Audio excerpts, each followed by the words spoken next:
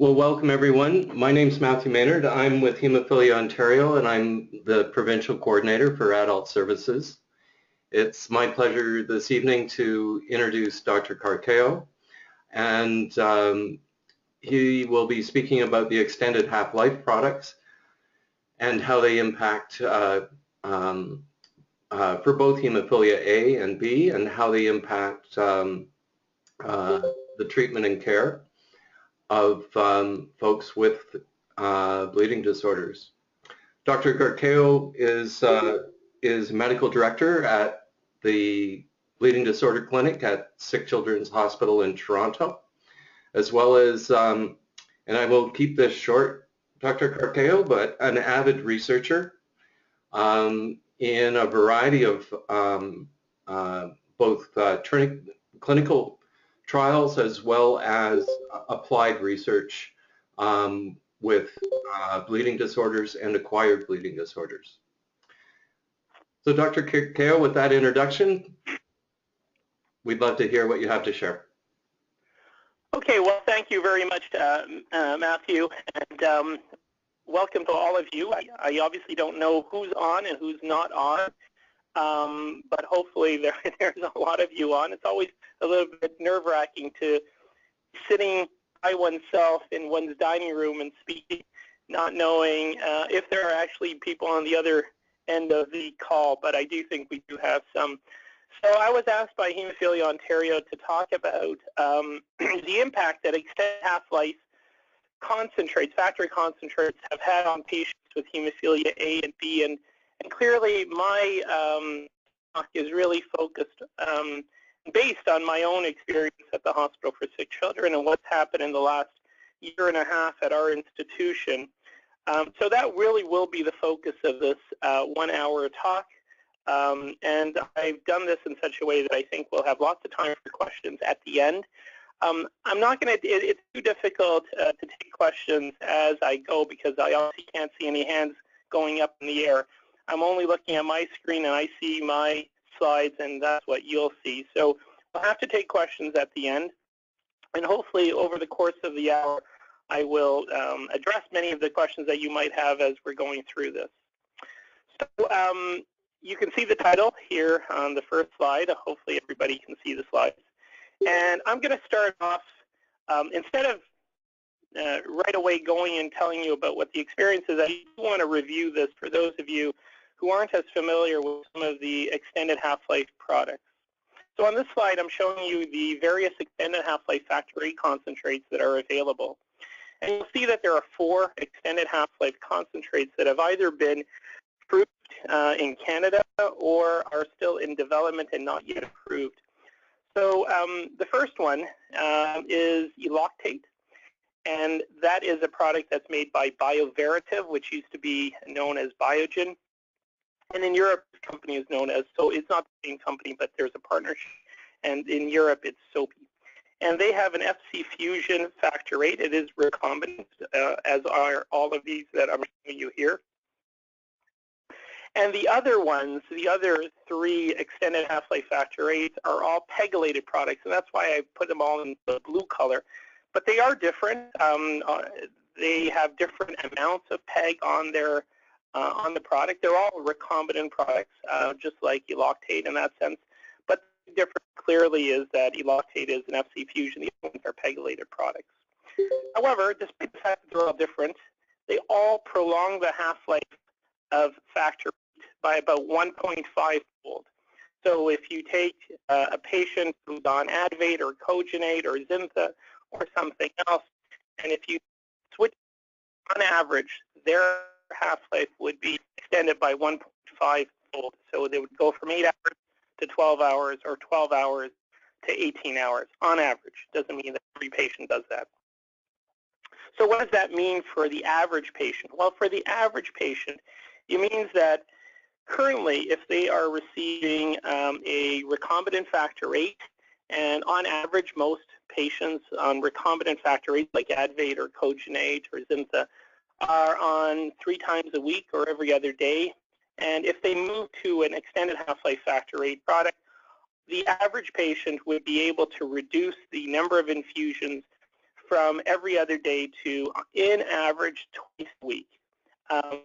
And even by reducing to twice a week, they would still be able to maintain trough levels of about 3 to 4% after 3 days and 1 to 2% after 4 days. Of course, if they were on twice a week, they probably would choose a Sunday, as you can see there, as it would be a very convenient day to give it. And then their next dose would probably be on a Wednesday or Thursday. And no longer would they generally be doing infusions every other day. Now, the extended half-life factor 9s are shown here, and their various attributes. So again, there is an FC fusion product also made by Veritiv, and this is known as Alprolix. There is an N9GP product, which is not yet available in Canada, but it has already received a label, a name to it, and it's going to be called Refixia in Europe and Rebenine in North America. And that's made by Novo Nordisk. And there is a product, Idelvion, which is licensed in Canada, but as yet has not been made available by CBS. And that is made by CSL Behring. Now you'll see that these products are all very different, hence the different colors. The FC fusion product, a pegylated product, and an albumin fusion product. You'll also notice that in terms of the extension of half-life, these are much more, they will extend or prolong the half-life of factor 9 much more than what we're seeing with the extended half-life factor 8. So you're looking at a prolongation of half-life in the case of Alprolix by about 3 to 4-fold, and in the case of the other two by 5 or more fold. So a tremendously extended half-life in comparison to what we've had in the past with standard factor 9. So all of these do allow for once-a-week dosing, or even less than once a week, so once every 2 weeks, or maybe even less than that. Now, shown on the slide is the steady-state trough levels that would be encountered if a patient is on these products. So with Alprolix, if a patient receives 100 units per kilo every 2 weeks, at the end of the 2 weeks, right before their next dose, you generally have a trough level on average of about 1%, which is low, and they would still certainly be vulnerable to bleeding. With Alprolix, once a week at a dose of 40 units per kilo, they would have a trough level of about 3%. Now, with the other two, you'll notice that the trough levels that you can achieve are quite higher than what you can achieve with Alprolix. So with all of these 4 regimens that I've shown you over here, 3 of which are once-a-week dosing, 1 of which is once every 2-week dosing, you can achieve steady-state factor 9 trough levels of 8% or over. And on top of that, and notice that the 8%, by the way, was with 10 units per kilo once a week with N9GP, or now known as Refixia Rebenine, which is remarkable, such a low dose. And also with Idelvion, the studies that CSL Behring have done shows that you can give 75 units per kilo of Idelvion every 2 weeks. And at the end of 2 weeks, right before your next dose, you have a steady, on average, a steady state trough level of 12%. I should preface this that these are in adult or adolescent patients. In young children, the steady state trough levels are a little bit lower than this. And notice that with once-a-week dosing, with a reasonable dose of about 40 units per kilo, with these 2 products, you can achieve steady-state trough levels of 20% or over in the case of the Novo Nordisk product. So these are remarkable trough levels. These are trough levels that, for the most part, patients would not experience any bleeds at all, and certainly would not experience any spontaneous bleeds, needless to say. So what does this mean? Well, currently with a product such as Benefix, which is a standard factor 9, on average, patients are receiving 2 doses per week with this. Some receive more than 2, some receive less than 2, but on average, the vast majority of patients are on twice-a-week dosing with Benefix. And with any of these extended half-life products, they certainly could go to once-a-week dosing, and that would mean that their number of infusions would drop from 104 infusions per year with twice-a-week dosing to 52 infusions per year with once-a-week dosing. On top of that, particularly with the Novo Nordisk product, Refixia, also known as Rebenine, or with Idelvion, I think that certainly the vast majority of patients could probably get away with once every 2-week dosing if they so wished, and that would reduce the number of infusions that they would have to do from 104, which is what they're used to 26 infusions per year, and that's a remarkable drop. And on top of that, all of these infusions could certainly be done on a weekend, a Saturday or Sunday, where individuals are not rushing around to get to work or to get to school. So I think that this is a remarkable change and a vast improvement. So with that as a caveat to what now I'm going to talk about, and it's sort of a prelude, I want to talk about sort of the last year and a half in Canada, and also in particular at the Hospital for Sick Children where I work.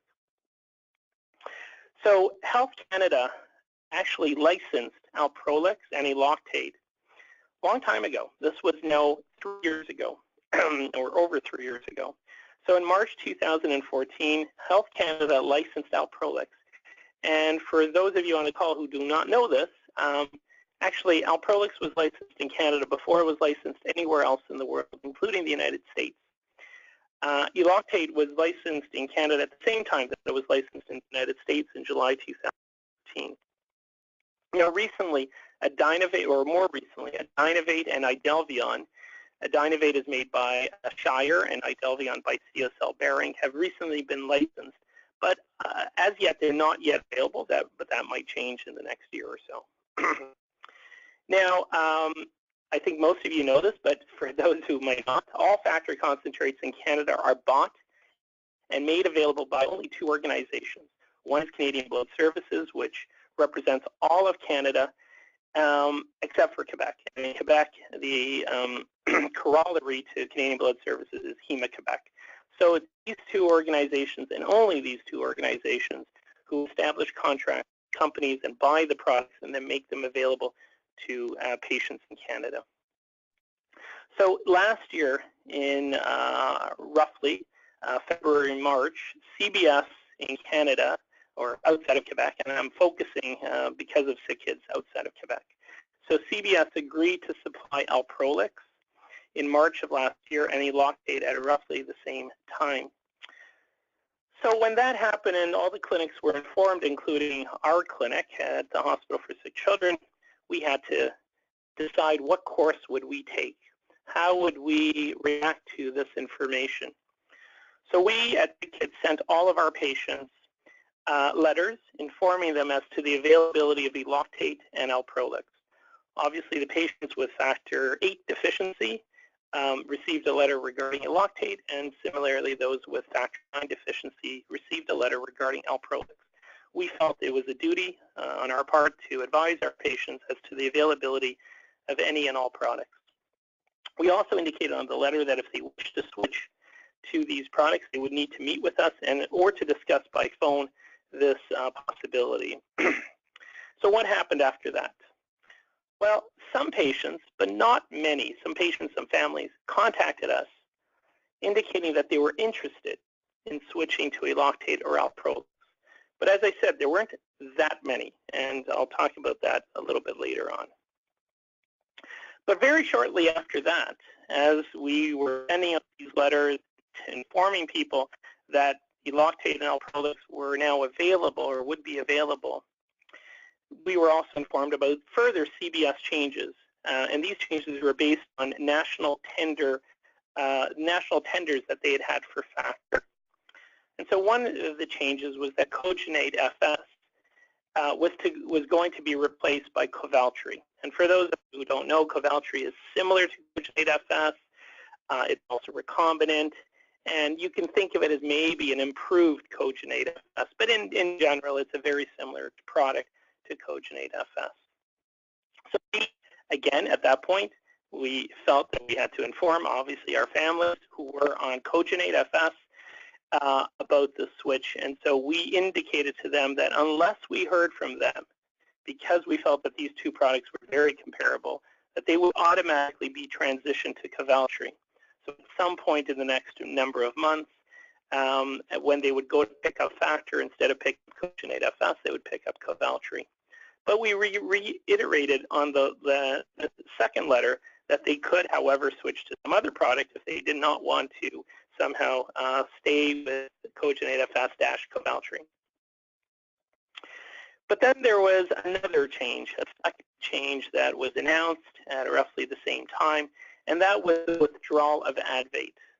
And I always had to tell patients why it was being withdrawn.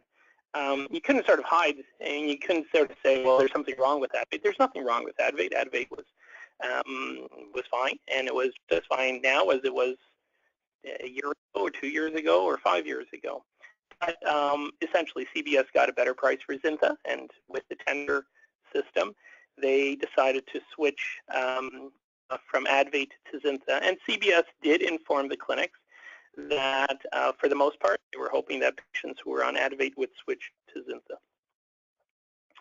So again, we sent another letter. So we were doing lots of letters during this time. So we sent a letter to all of the patients and families on Advate, informing them that they would need to switch to some other factor VIII. And again, they would have to discuss this with us. And so you can see right away that there are essentially two types of patients, not only in our institution, but in all institutions throughout Canada. So it was the cogenate FS patients, and these patients were patients who were not forced to switch. They could simply stay on cogenate, which would then become Covalbi, and they did not have to make any active decision of switching. But then we had the Advate patients, and these patients were forced to switch. So they had to pick an alternate product, or somebody had to pick an alternate product for them, but they had to switch. So we needed to have a discussion with our Advate patients. We certainly did not tell them that they would be switched to a specific product. We did not in any way say to them, we're going to switch you all from Advate to Zinta, as we were instructed.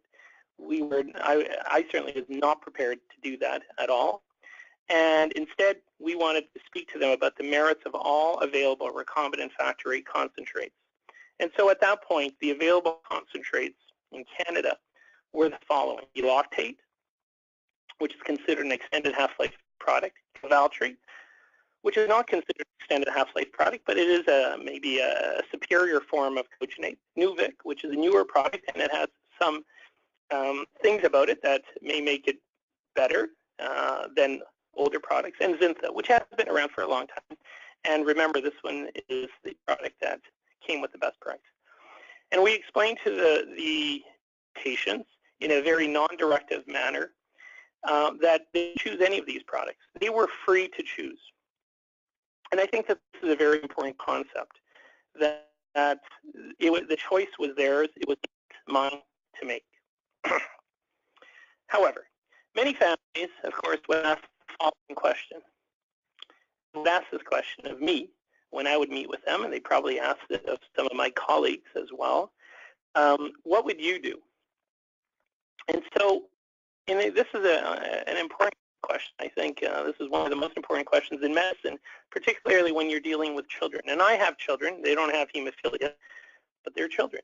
And so when I'm asked this question, what would you do? I simply think, what would I do for my children? And so my answer was the following. If it were my children, the less needles, plus hopefully a slightly higher or better trough level, the better. And I would switch my children to Eloctate. And one could argue, well, is the advantage enough? Enough for what? If there's an advantage, and if there's even one less needle per year, I as a parent would still prefer one less needle per year.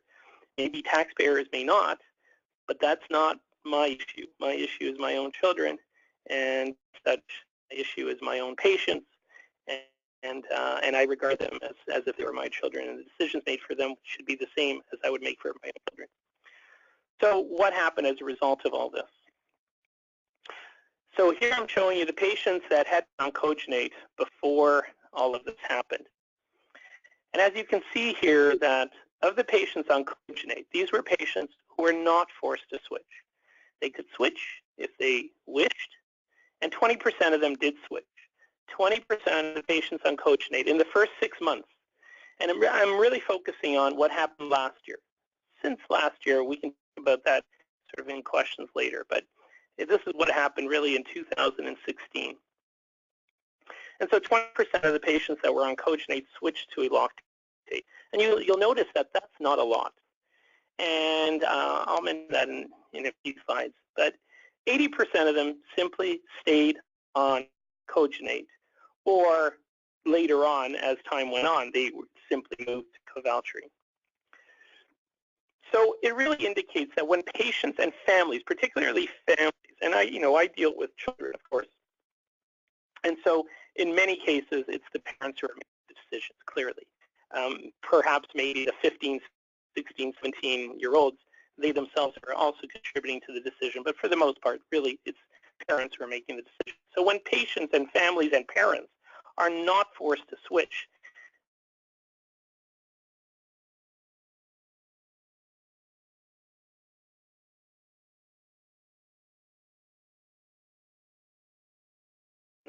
on our children, because we're fearful that by switching, something could go wrong.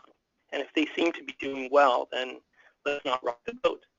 And so this is what happens with the cogenate, or what happened with the cogenate patients. They weren't forced to switch, they just simply stay on cogenate. And if they were doing okay, then they didn't want to rock the boat. Now, what about the patients on Advate? These patients were forced to switch. And now you can see what happened. So none of them could stay on Advate because that was no longer going to become available.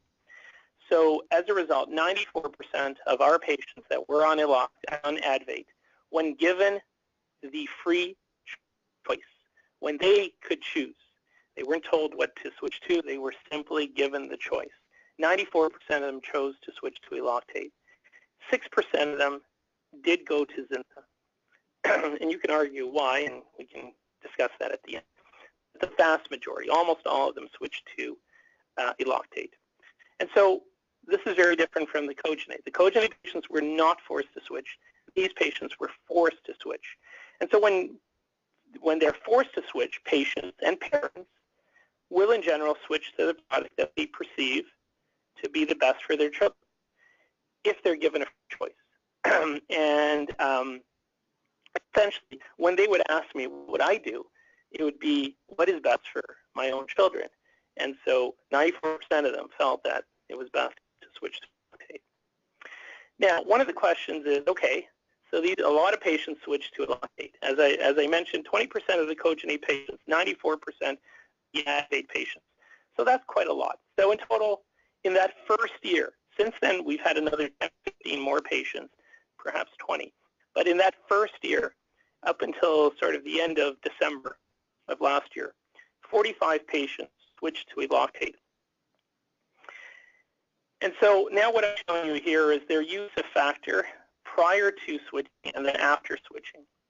So prior to switching, when they were on a standard half-life factor rate, on average, our patients were receiving approximately 102.2 units per kilo per week, or on average, roughly 33, 34 units per kilo given 3 times a week. That was sort of the average regimen that our patients were on.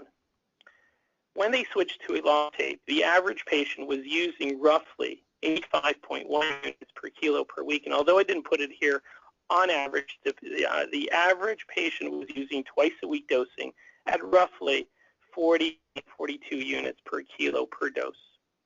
And so there is a savings on the number of units used by about 17% drop in the units per kilo per week, or you can translate this into units per kilo per year, or just simply units versus units used before switching and then units used after switching. And there was a drop of about 17%. Now, what I'm showing you here is the usage per patient. So we categorize patients as in, did an individual patient decrease their usage or increase their usage, or essentially made no change? And in order to define what was meant by an increased use or a decrease in use, we used roughly 10 units per kilo per week, meaning if you were receiving 100 units per kilo per week and you, after switching, were using 95 units per kilo per week, there's really no difference between 95 and 100. It was only if you dropped that to less than 80, so if you went to 80-something, then we would consider that to be a drop in usage. So now I'm just going to show you, did any patients actually use more units of Eloctate than they were using units of primarily Advate? Did any patients use less? And 4 patients actually used more. So when they switched to Eloctate, they actually were using more factor than before. 12 did not change. They were using basically the same amount, or plus or minus 10 units per kilo per week. But the vast majority of patients, so 29 out of the 42, decreased their use by at least 10 units per kilo per week. Now you may ask, why did 4 patients increase their use? And really this has to do with the fact that they're pediatric patients more than anything else. So children grow, and so from 1 year to another year to another year, their weight is going up. And so we have to increase the use as patients are getting bigger. And what happens is, let's say that you put a patient on 30 units per kilo per week, or 30 units per kilo per dose right now. But 2 years from now, if you haven't increased their dose, as their weight has gone up, their use, instead of being now 30 units per kilo, is probably now going to be 24 units per kilo. So you actually have to increase their use at that point, because they weren't using enough on a per kilo basis because their kilos had gone up. And so you have to readjust the dose as patients increase in size. And so a couple of years you have to readjust the dose. So that's, for these 4 patients, much of that has to do with that. You readjusted upwards their dose based on their current weight. And then the other thing is that a few of these patients were having too many bleeds, and felt that they actually needed to escalate their prophylaxis. And some of this were patients that were on one bleed, still young, and we increased their dose. Now, what I'm going to show you here is the regimen that patients are on pre-switching and then post-switching. So pre-switching is the regimen that they were on with their standard factor rate product. And many of you on this call either have hemophilia or are parents of children with hemophilia, and you can sort of put yourself or your child into one of these categories. So of the 45 patients who were on a standard half factor rate, one of them was receiving it daily. Not a lot. I know that in other clinics in Montreal and maybe others that there are more patients on daily factor, but our patients have not generally be on daily factor, so daily needles. 24 of our patients every other day. So that was the vast majority. That was more than 50% of our patients. 9 were on 3 days per week. 10 were on 2 days per week, and 1 was on 1 day per week. And the ones on 2 days per week or 1 day per week, younger patients, point where they're still escalating over time their intensity of prophylaxis. And so now I'm going to show you, once they switched, what they went to. So first of all, the ones at the bottom. The patient that was on 1 day per week, stayed on 1 day per week when they went to Eloctate. The 10 patients that were on 2 days per week, 10 of them went to 2 days per week. Some of you may be asking, did you not consider putting it on 1 day per week of Eloctate? And we didn't really, because we didn't feel that 1 day per week of Eloctate in young children, knowing that their half-lives are a little bit shorter just because they're younger, would be sufficient. So no. Now you'll notice that in red are patients that, if they had moved to that, would have meant that they would be receiving more frequent infusions, and nobody was receiving more frequent infusions by moving to Eloctate. Now, what about the patients that are on 3 days per week? Well, 2 of them we moved to every 3 days, and 7 of them, so the vast majority, to do 2 days per week. The patients on every other day, they were kind of split between the 2 days per week and the every 3 day regimen.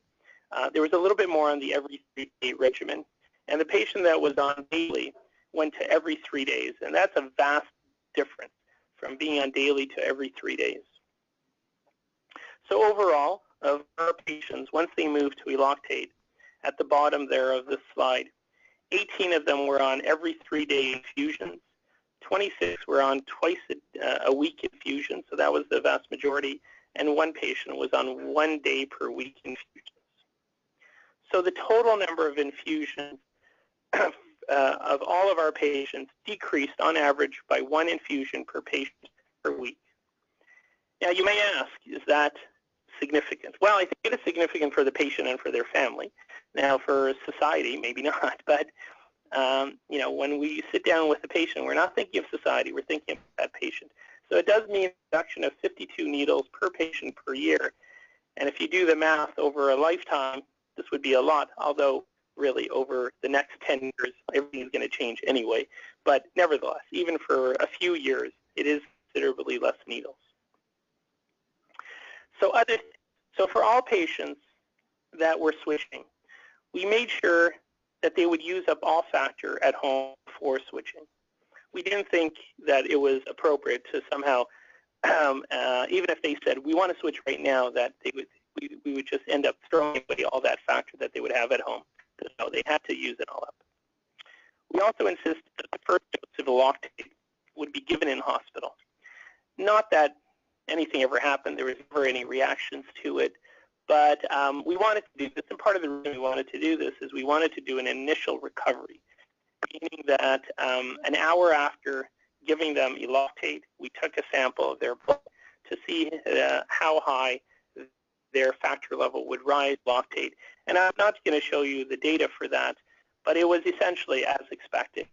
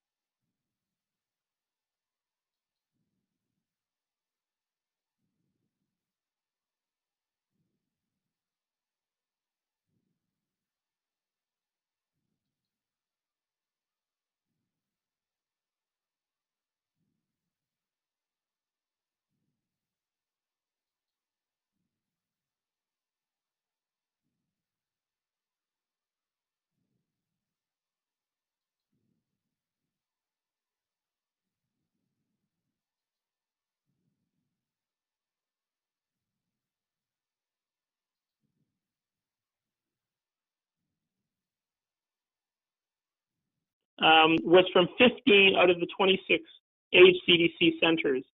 So that obviously means that 11 centers hadn't switched any patients during that time period whatsoever. Now, furthermore, of the 139 patients who did switch to an extended half-life product, 96 of them, or 96 out of the 139, or 69% were children. So they reflected the vast majority. 95% of all patients as well who switched were on prophylaxis prior to switching. Now, from what I had already said to you before, you can see that sick kids accounted for a great many of these patients.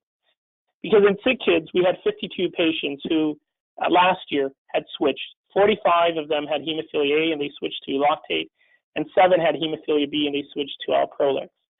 So we represented 52 of the entire group, and this corresponded to 54% of all children.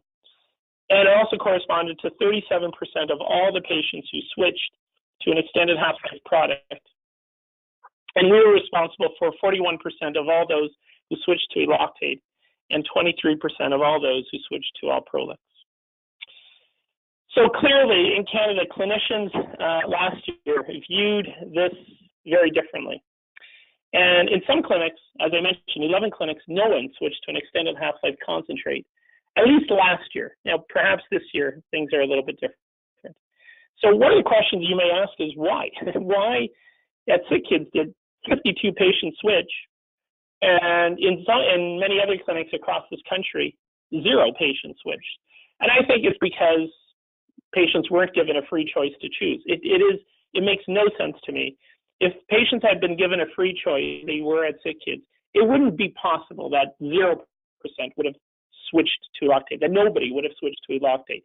I can't believe that in a clinic, I'm not going to say names of clinics, but in any clinic, if you have 50 patients and you offer 50 patients the choice of switching, to any of the following, Eloctate, Zinthia, Cogenate, or Covaltry, or Nuvix, that none of them would choose Eloctate. That just does not make sense. When in sick kids, 94% of them chose to switch to it. You know, families are not that different across the country. They're all interested in what's best for their children, so you couldn't have such a discrepancy. That would not make sense. So I don't think that in many clinics they were given the choice, at least not last year. Again, this year may be very different, and clinics are now much more likely to switch their patients. So Canada-wide data, but much of this was from sick kids. This is what the Canada-wide data showed in terms of usage per kilo per week, or basically usage per patient. So of those patients who switched to Eloctate, and these were patients that all had severe hemophilia A, and of the 62 patients, 45 which were from sick kids, prior to switching, their average use per kilo per week was 101 units. And post-switching, it was 82 units per kilo per week, or a drop of 19%. In sick kids, we had a drop of 17%, so they're very comparable, and part of that is because we constituted the majority of these patients. With respect to the patients who switched from a standard half-life factor 9, so these are the patients with hemophilia B, and for whom this data was available. Hello? This data wasn't available for everybody, but for those patients who switched, before switching, their average use of mainly Benefix was 105 units per kilo per week, and with Alprolix it was 53 units per kilo per week, or a drop of 50%, and we had a drop of 40%. But in children, as I had mentioned to you before, as their weight goes up, you will tend to use more. So I'm not surprised that in children the drop in isn't as much, because you adjust upwards your dose as their weight goes up. So this is pretty well ending this talk, and unfortunately was interrupted. But have these switches been successful may be a question that some of you may be asking. And so some of the questions you may ask that pertain to this bigger question is, are they bleeding less? Are the patients that we've switched to these products bleeding less? And I would say there's probably no major change. Maybe they're bleeding a little bit less, but remember, they're using a lot less factor, less frequently. And so it may not be that much of a surprise that they're not bleeding much, they're not bleeding less, but they're not bleeding more, and they're using a lot less infusion. So are they receiving less infusions? Yes, absolutely. Are they content? It's hard to ask them that question. We do, but I haven't asked every single patient. But the answer seems to be yes, and mainly because no patient has gone back to the original product that they were on. But it's still early. And I'm going to end it with this, but I will say that what I presented to you was really the data from 2016. But this year, in 2017, we certainly have had another 10 to 15 patients who've transitioned to Eloctate, and another 5 to 10 patients who've transitioned to Alprolix. So yeah, the last year and a half has been quite a lot of transitions of our patients. So with that, I'm going to end this, and I want to apologize to all of you for whatever happened with the audio, and I'd be pleased to take questions. Thank you very much. Thank you so much, Dr. Carcao. The problem was on Matthew's end and not on yours, so no apologies necessary. And we only lost 4 attendees, so really a testament to the benefit of the information you are sharing, and thank you so much on behalf of all of the participants. I'm not sure if anyone sent a question to Matthew before he was disconnected, so if you did, please feel free to resubmit again through chat to me or to everyone. The only question I saw was, Dr. Carcao, do you have any sort of insider information about the direction CBS will be taking with regards to extended half-life products in the upcoming tender process? No, I don't have inside information. No, the bottom line is no. I will tell you, my own personal thing is not even so much the immediate, future, but the long-term future in not just Canada, but in the United States, in Western Europe, is that we're going to be treating hemophilia very differently in the next 3, 4, 5, 6 years. And so change is inevitable, and change will occur. And it may not even just be to extended half-life, but I do think that this is probably the first step, and there will be more changes. So I don't know what CBS will do this year, but do I think in the next number of years that they will certainly make, I mean, they've already made Eloctate available. It has been available, and Alprolix has been available. But will others be available? Yeah, I do think that as the years go by, more and more things will be available. And then, of course, extended half-life products will compete against each other as well for the market. Yeah, so but change is inevitable in the next number of years. Other questions? I am going to unmute everybody. Sorry, I'm going to unmute everybody just in case there's anybody who wanted to ask a question without using the chat function.